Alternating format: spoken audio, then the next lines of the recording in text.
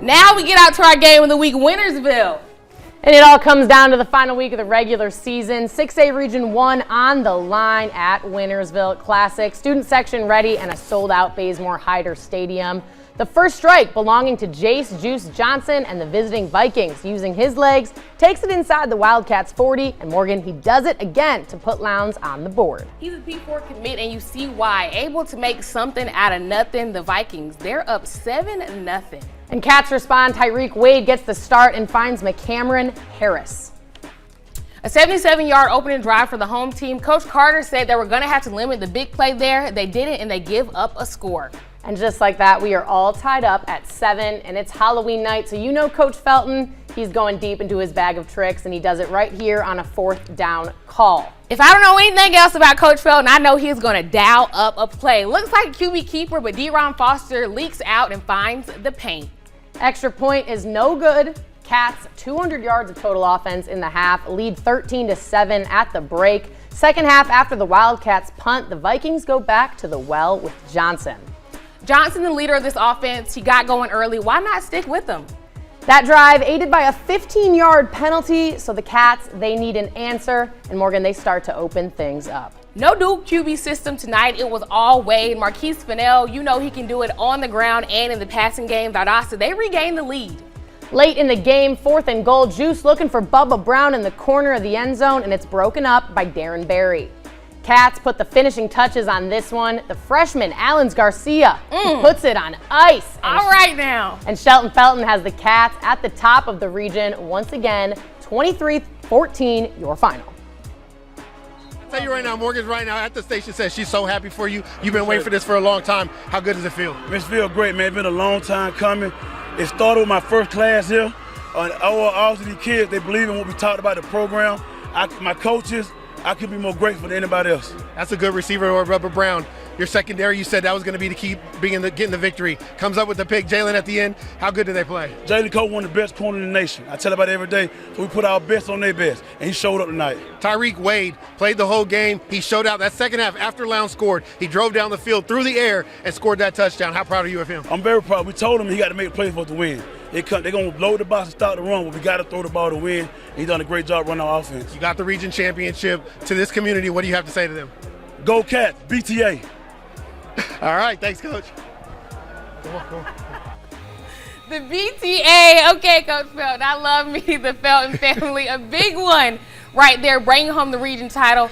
Just talk about their defense against the run tonight, against a really tough Lowndes team with Mason Woods coming out the backfield. Yeah, Mason Woods, 1,000-yard rusher, Morgan.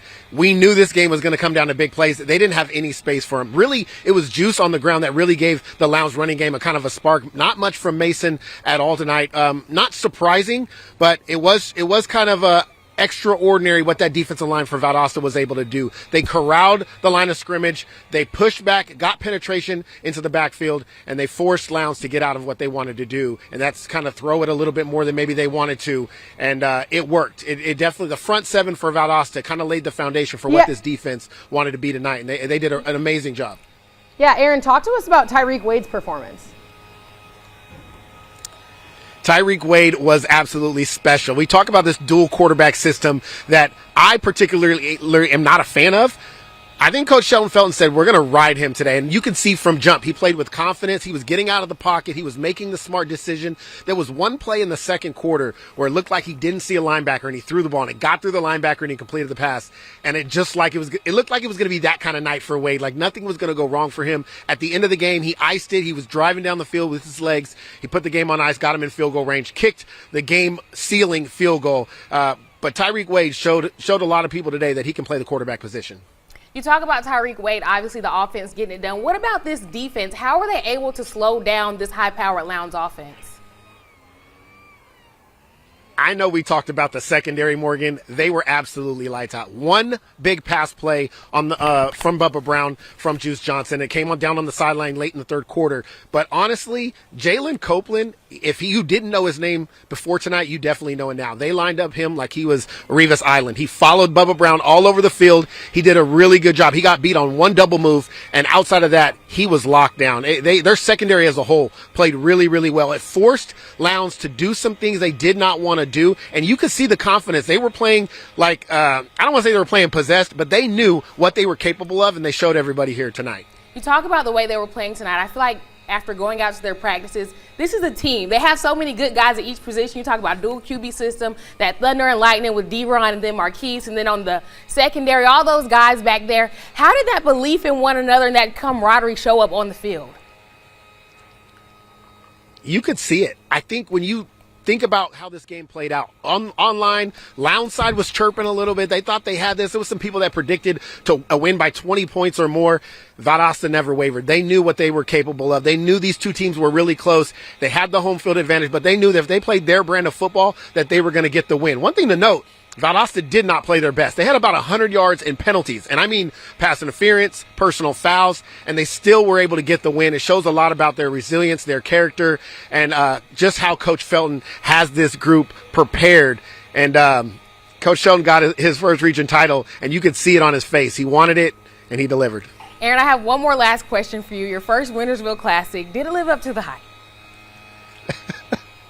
It did. The chaos and all, going up right up to the wire at 11 o'clock. Obviously, we're a little bit late with this live shot, but the packed stands, the emotion, seeing former players on the sideline on both sides, just what it means to the community. And I did get a message from one Valdosta fan that I have to give a shout out to you and our coworker, Janier, who is now not with us, Unk, said hi. I think you guys met him in Texas, and you guys did a little segment with him. He said hello, and Valdosta got the big win tonight, and they're taking home the region crown. Awesome, Aaron. I wish Panda Express was still open so you could get something to eat for your drive back, but unfortunately it's not. But a good one tonight. I thought about that early. You and Kristen get back safe.